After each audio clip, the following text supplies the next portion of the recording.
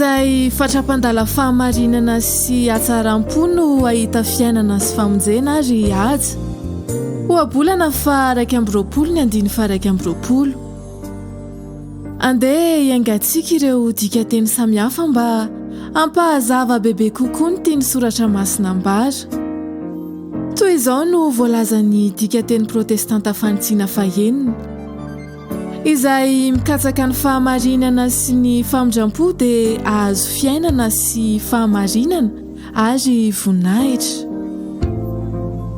izay fatrapanaraka ny fahamarinana amam-pamondram-po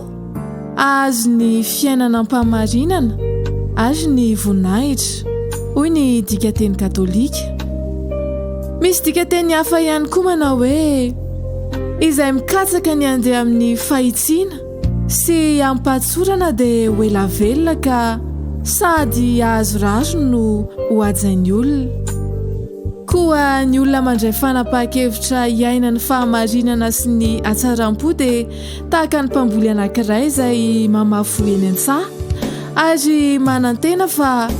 tsy maintsy ho avy ny fotoam-pijinjana raha tiatsika ny hijinja fahaela velona fahamarinana sy rariny ary aja amam-boninahitra dia mila iaina ny reto manaraka reto fahamarinana na fahitsiana famondram-po na atsaram-po na koa fahatsoram-po manampy antsika hifantoka amin'ny fanaovan-tsoa ny voalaza ao amin'ny galatiana 4:7-7 manao hoe Andriamanitra tsy azo vazivazina fa izay afafin'ny olona no jinjainy aza mba ketraka amin'ny fanaovan-tsoa isika fa amin'ny fotoanany no hijinjantsika raha tsy kivy isika misaotra tompo amin'ny nanomezana ao anay ora andro volana taona